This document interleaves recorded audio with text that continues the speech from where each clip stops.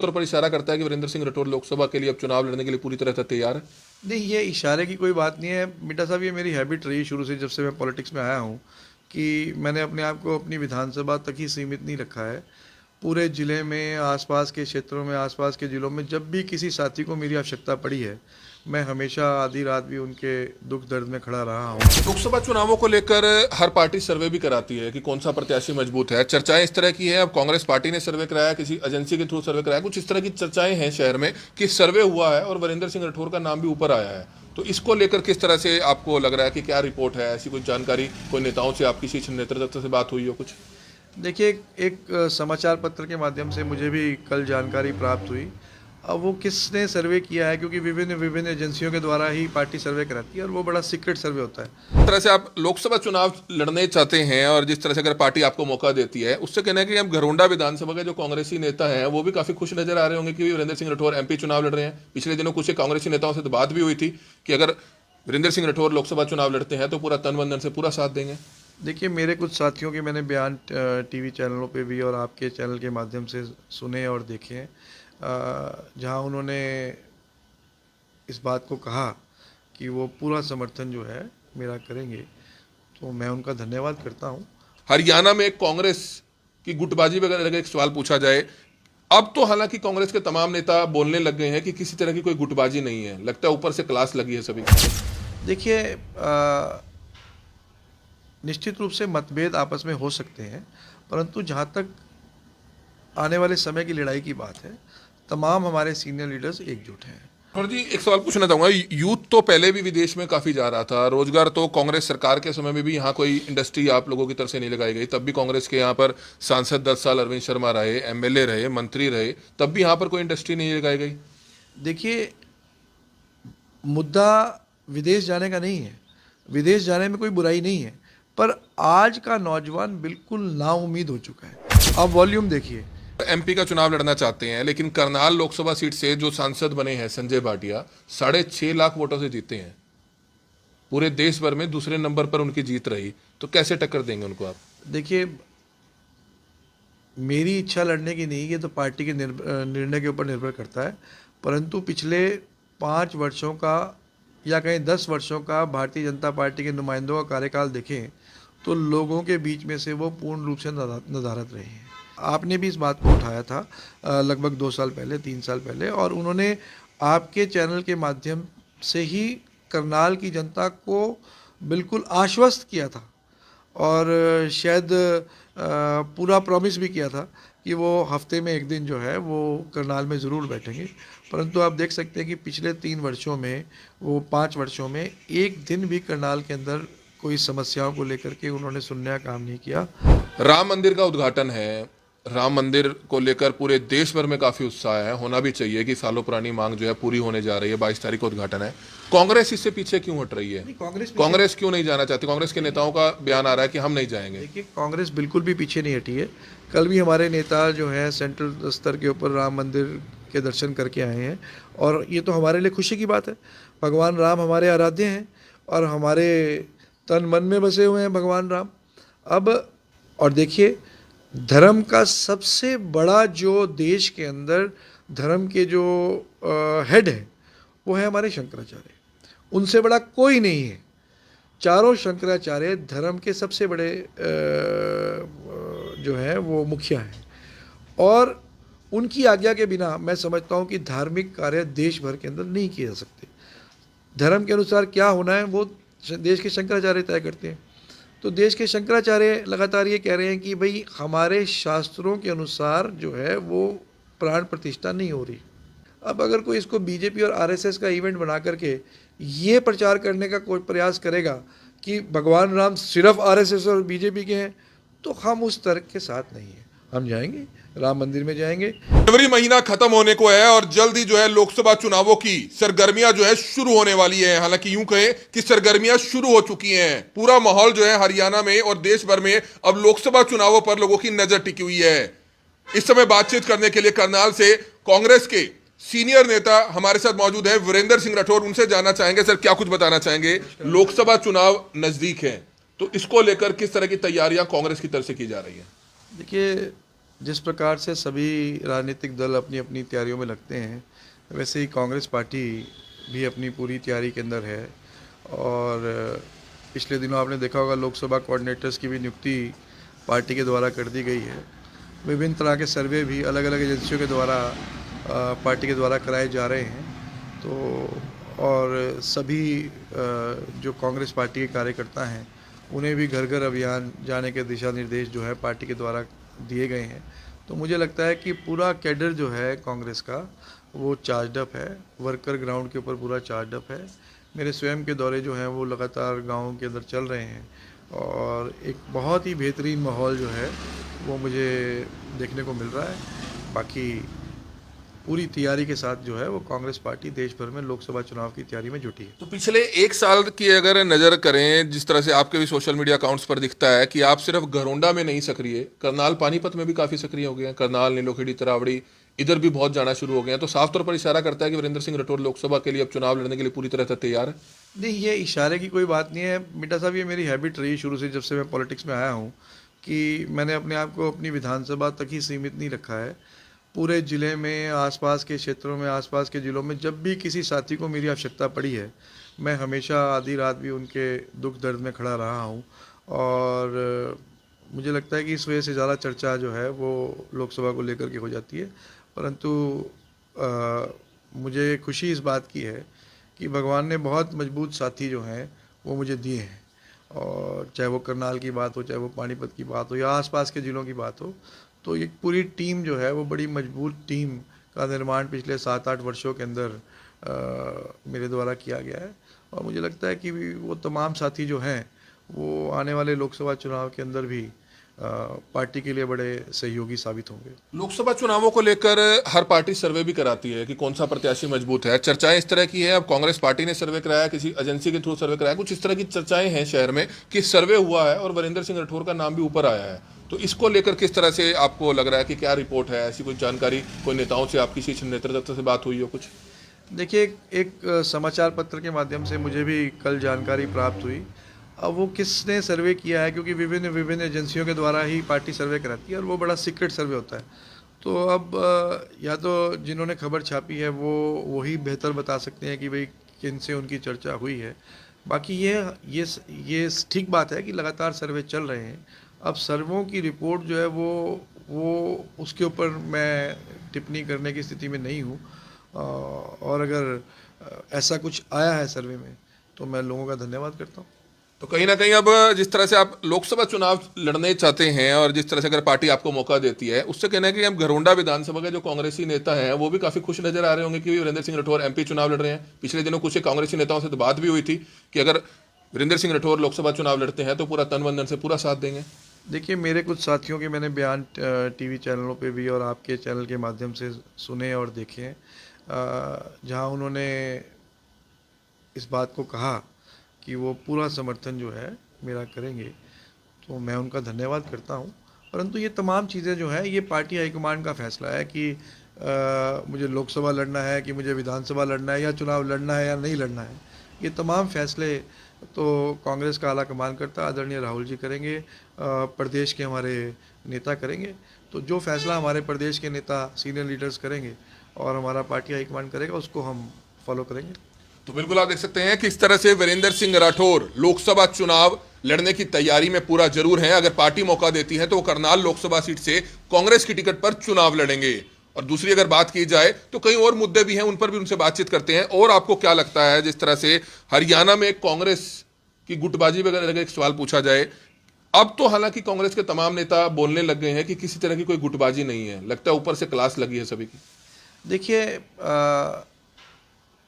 निश्चित रूप से मतभेद आपस में हो सकते हैं, परंतु जहाँ तक आने वाले समय की लड़ाई की बात है, तमाम हमारे सीनियर लीडर्स एकजुट हैं।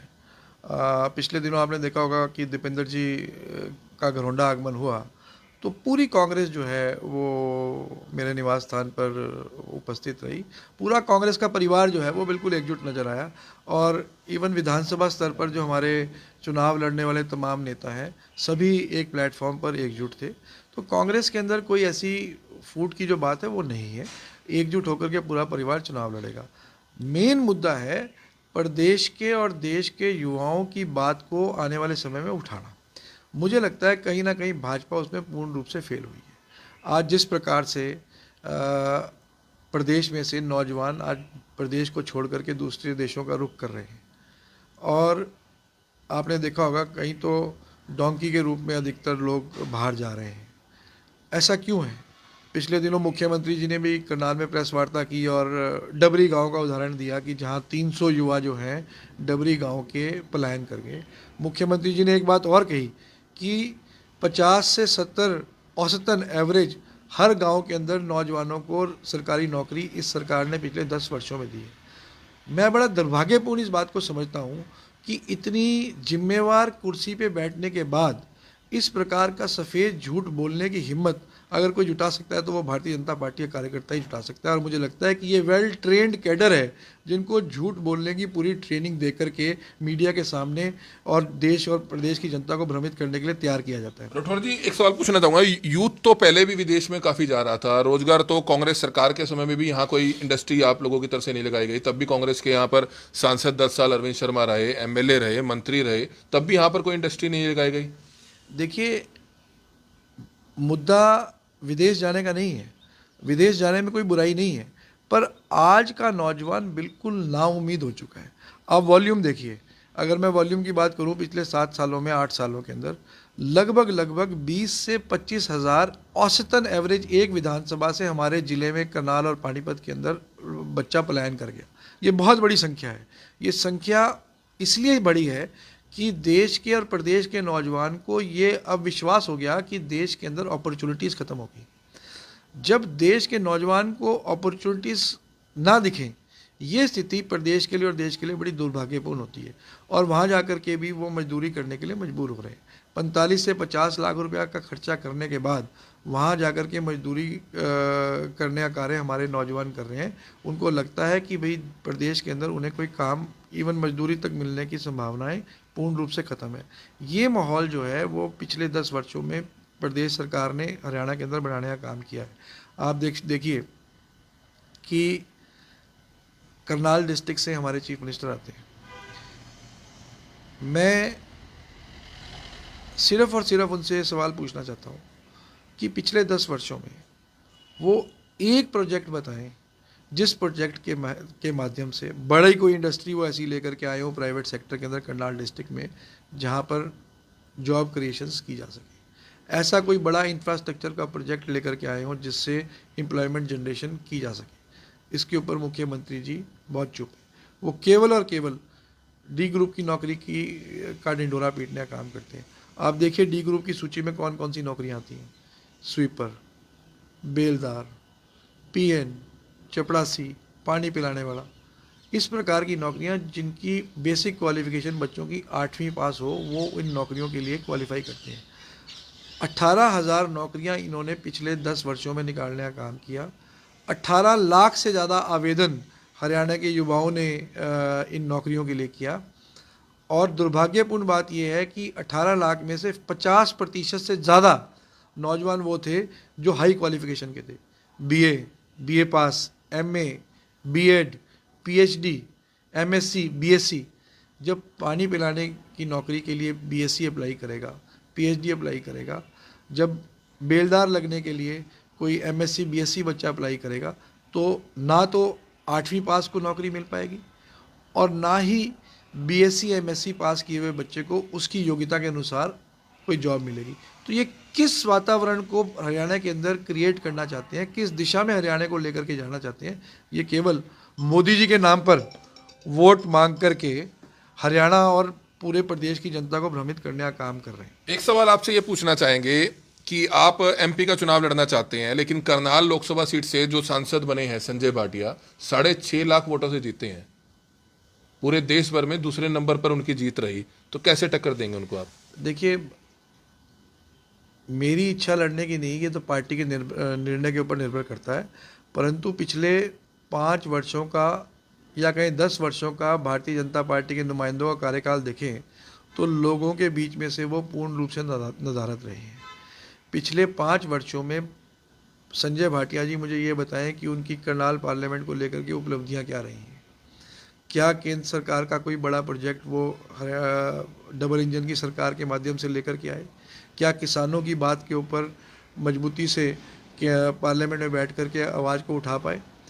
क्या टोल टैक्स जैसे गंभीर मुद्दे के ऊपर कोई निर्णय पार्लियामेंट में बैठ के करा पाए? जो बड़े विषय थे, जिन विषयों से प्रदेश की जनता को सीधा लाभ मिलना चाहिए था, उन तमाम विषयों के ऊपर पूर्ण रूप से फेलियर रहे। और उसके भी अलावा देखिए 60 से 70% जनता लोकसभा लेवल पे, विधानसभा लेवल पे ऐसी रहती है कि जिन्हें डेली रूटीन के अंदर अपने नुमाइंदे की मदद की आवश्यकता होती है। तो वो तो कहते हैं कि मैं पानीपत में बैठता हूँ, पानीपत में अवेलेबल रहता हूँ और करनाल के लोग बहुत आते हैं मिलने। देखिए करनाल के अंदर 500 पंचायतें हैं। मैं दावे के साथ कह सकता हूँ, एक आध पंचायत को तो छोड़ दे, चुनाव जीतने के बाद पूरे 5 वर्षों में किसी एक पंचायत के अंदर भी संजय भाटिया जी का विजिट नहीं है। हम लगातार गांव में रहते हैं, लोग सारा दिन लोगों के बीच में रहते हैं।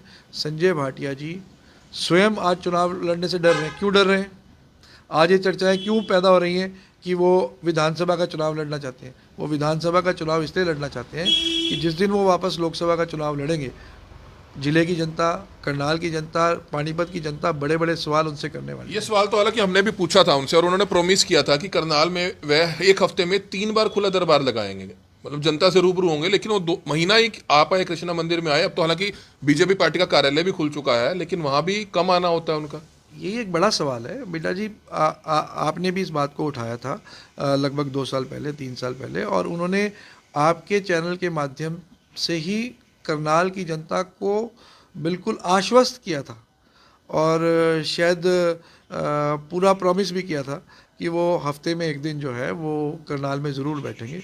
परंतु आप देख सकते हैं कि पिछले 3 वर्षों में, वो 5 वर्षों में 1 दिन भी करनाल के अंदर कोई समस्याओं को लेकर के उन्होंने सुनने का काम नहीं किया। वो किन कामों में व्यस्त पिछले 5 वर्षों से हैं, उसका तो बेहतरीन तरीके से वो जवाब दे सकते हैं, क्योंकि ना तो पार्लियामेंट में कुछ परफॉर्मेंस कर पाए, ना वो लोगों के बीच में रहने का काम करते हैं। तो वो क्या काम करते वो हैं? तो पूरे देश भर में भेजा जाता है, कहीं भी चुनाव होते हैं उनको प्रभारी बनाकर भेजा जाता है। जैसे आपको भेजा जाता है वैसे उनको भेजा जाता है। और उनका कहना तो ये है कि जहां भी मैं जाता हूँ जीत कर आता हूँ और जितवा कर आता हूँ। चलो वो तो अच्छी बात है, प्रभारी के रूप में तो जाना पार्टी का काम है, वो भाजपा के लोग भी करते हैं, हम लोग भी करते हैं। परंतु जिन लोगों ने 6 लाख वोट से आपको चुनाव जिता करके भेजा, उनके प्रति भी आपकी जिम्मेवारी है। मैं तो अभी तक किसी हाउस में नहीं गया, मैं तो ना तो अभी किसी विधानसभा में पहुंचा हूं, ना मैं किसी लोकसभा में पहुंचा हूं, फिर भी हम लोगों के बीच में रहते हैं। हालांकि मुझे बाहर भी समय देना पड़ता है, परंतु जितना समय मुझे, अगर मैं 2 महीने बाहर हूँ तो मैं वापस आकर के लोगों के बीच में पूर्ण रूप से अपने आप को समर्पित करता हूँ। दिन में अगर 24 घंटे हैं तो 24 में से मैं 16 से 17 घंटे जो है लोगों के बीच में रहता हूँ। तो परंतु ये बड़ा सवाल है, ये आपके माध्यम से भी मुझे लगता है कि संजय भाटिया जी से पूछा जाना चाहिए कि ऐसे कौन से ऐसे कार्य हैं जिनके अंदर वो अपने आप को व्यस्त रखते हैं। हालांकि मैं मीडिया के चैनल के माध्यम से बोलना नहीं चाहता, व्यक्तिगत कटाक्ष हो जाएगा, परंतु एक बात मैं स्पष्ट तौर पे कह सकता हूँ, उनका फोकस जनता के अंदर नहीं है, वो अन्य कार्यों के अंदर लगे हुए हैं। और बेहतरीन, वो अच्छे बिजनेसमैन हो सकते हैं। किस कार्यों के अंदर लगे हुए हैं, ऐसा क्या इशारा करना चाहते हैं? देखिए उनके अपने, वो व्यापार में बिजी हैं, वो उनके अपने बिजनेस हैं, तो उनका ज़्यादा फोकस बिजनेस की तरफ है। अगर ऐसा नहीं है तो मैं तो कहूँगा कि वो वापस मैदान में आए और खुल करके कहें कि मैं लोकसभा चुनाव लड़ूंगा। दूध का दूध, पानी का पानी होगा, जनता रिपोर्ट कार्ड बनाने का काम कर देगी। एक आखिरी सवाल पूछना चाहेंगे। आपको अखबारों के माध्यम से ज्ञात हुआ होगा कि करनाल स्वच्छता सर्वेक्षण में काफी पीछे चला गया। हालांकि एक समय था स्वच्छता सर्वेक्षण में आगे आया था, यानी कि करनाल में साफ सफाई पर करोड़ों रुपया खर्च किया गया था स्मार्ट सिटी प्रोजेक्ट्स के तहत, नगर निगम के तहत, जिला प्रशासन के तहत। लेकिन आखिरकार ऐसा क्या हुआ कि करनाल स्वच्छता सर्वेक्षण में काफी पीछे चला गया इस आंकड़ों में? देखिए कोई भी बड़ा प्रोजेक्ट किसी शहर के अंदर जब चलता है तो बगैर उसकी मॉनिटरिंग के कभी भी वो एग्जीक्यूट नहीं हो सकता। आप ही बताएं कि करनाल की मॉनिटरिंग करने के लिए कोई व्यक्ति है? मैं भारतीय जनता पार्टी से या करनाल की जनता से पूछता हूँ कि क्या इन तमाम नीतियों का निरीक्षण करने के लिए करनाल में कोई व्यक्ति है? मुझे तो नहीं लगता। करनाल के जो चुने हुए नुमाइंदे प्रदेश के मुख्यमंत्री हैं, उनका कोई करनाल में इंटरेस्ट ही नहीं है। तो आप उसके नतीजे आप देख सकते हैं। तो रोजाना आते हैं, आपके सामने हैं, कल भी आए थे और उन्होंने लोगों के बीच में उनकी समस्याएं भी सुनी हैं। देखिए महीने में 1 बार या 2 महीने में 1 बार आकर के ज़िले की करनाल अपनी विधानसभा के 20 से 25 लोगों की समस्याएं सुनना तो मैं एक दिन आंकड़ा निकाल रहा था कि अगर एक महीने में 25 लोगों की समस्याएं सुनी जाती हैं तो एक साल के अंदर वो लगभग 250 और 5 साल के अंदर 1000, वोटर है 2,25,000। तो अगर आपने 5 साल में 1000 लोगों की समस्याएं सुनी तो कौन सा बड़ा पहाड़ तोड़ने का आपने काम कर दिया। देखिए, चुने हुए नुमाइंदे को या तो खुद या अपने रिप्रेजेंटेटिव को बिठा करके लोगों की समस्याओं का घंटों के हिसाब से समाधान निकालना चाहिए। आज करनाल की जनता अपने आप को लावारिस महसूस कर रही है। कब तक आप मोदी जी के नाम के ऊपर चुनाव लड़ेंगे और मोदी जी के नाम पर वोट बटोर करके लोगों को भ्रमित करने का काम करेंगे। आखिर में लोगों को छोटी छोटी ज़रूरतों के लिए, चाहे वो पक्ष का चुना हुआ नुमाइंदा हो या फिर विपक्ष का चुना हुआ नुमाइंदा हो, उसकी समस्याओं का समाधान निकालने पड़ते हैं। हम तो आज विपक्ष में बैठे हैं, फिर भी हम लोगों के काम करते हैं। अगर इनकी थ्योरी पे काम चला जाए तो फिर विपक्ष की तो सुनवाई होनी नहीं चाहिए। एक सवाल, आखिरी सवाल, अब अगर बात को खत्म करें, राम मंदिर का उद्घाटन है। राम मंदिर को लेकर पूरे देश भर में काफी उत्साह है, होना भी चाहिए कि सालों पुरानी मांग जो है पूरी होने जा रही है। 22 तारीख को उद्घाटन है। कांग्रेस इससे पीछे क्यों हट रही है? कांग्रेस क्यों नहीं जाना चाहती? कांग्रेस के नेताओं का बयान आ रहा है कि हम नहीं जाएंगे। देखिए, कांग्रेस बिल्कुल भी पीछे नहीं हटी है।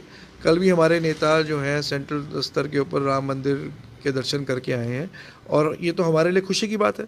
भगवान राम हमारे आराध्य हैं और हमारे तन मन में बसे हुए हैं भगवान राम। अब और देखिए, धर्म का सबसे बड़ा जो देश के अंदर धर्म के जो हेड है वो है हमारे शंकराचार्य। उनसे बड़ा कोई नहीं है। चारों शंकराचार्य धर्म के सबसे बड़े जो है वो मुखिया हैं और उनकी आज्ञा के बिना मैं समझता हूँ कि धार्मिक कार्य देश भर के अंदर नहीं किए जा सकते। धर्म के अनुसार क्या होना है वो देश के शंकराचार्य तय करते हैं। तो देश के शंकराचार्य लगातार ये कह रहे हैं कि भाई हमारे शास्त्रों के अनुसार जो है वो प्राण प्रतिष्ठा नहीं हो रही। तो ये तो ट्रस्ट को जवाब देना है कि देश के शंकराचार्य जो धर्म संकट बात कर रहे हैं उनके अनुसार वो बात करें। अब अगर कोई इसको बीजेपी और आरएसएस का इवेंट बना करके ये प्रचार करने का कोई प्रयास करेगा कि भगवान राम सिर्फ आरएसएस और बीजेपी के हैं, तो हम उस तर्क के साथ नहीं हैं। हम जाएंगे, राम मंदिर में जाएंगे। अयोध्या तो मैं, जब राम मंदिर का निर्माण शुरू नहीं हुआ था, लगातार मेरे तो सैकड़ों बार मैंने अयोध्या के दर्शन किए। मैं यूपी का प्रभारी रहा हूँ युवा कांग्रेस के अंदर और आज भी जिस दिन राम जी की प्राण प्रतिष्ठा होगी हम पूजन करेंगे। भगवान राम हमारे आराध्य हैं और हमें बहुत खुशी है कि राम मंदिर का निर्माण हुआ। ये हमारे लिए गौरव का विषय है और गर्व का बात है। तो बिल्कुल तस्वीरें देख सकते हैं कि लोकसभा चुनावों को लेकर बातचीत हुई कांग्रेसी नेता वीरेंद्र सिंह राठौर की, क्योंकि करनाल लोकसभा सीट काफी अहम इसलिए है क्योंकि करनाल से जो विधायक हैं वो प्रदेश के मुख्यमंत्री मनोहर लाल खट्टर हैं। और अब वीरेंद्र सिंह राठौर ने कहीं ना कहीं ये साफ कर दिया है वे करनाल लोकसभा सीट से सांसद का चुनाव जरूर लड़ेंगे, लेकिन अब देखना होगा कि क्या पार्टी उनको मौका देती है, लोकसभा चुनाव में टिकट देती है कि वह करनाल से चुनाव लड़ पाए। और वहीं राम मंदिर के मुद्दे पर भी उन्होंने अपनी बात जरूर रखी है और कई मुद्दों पर जो है उनसे हमने बातचीत की। हमारी अपील रहेगी कि ज्यादा से ज्यादा लोगों तक इस वीडियो को आप जरूर पहुंचाइएगा। कमल मिड्डा, करनाल ब्रेकिंग न्यूज, करनाल।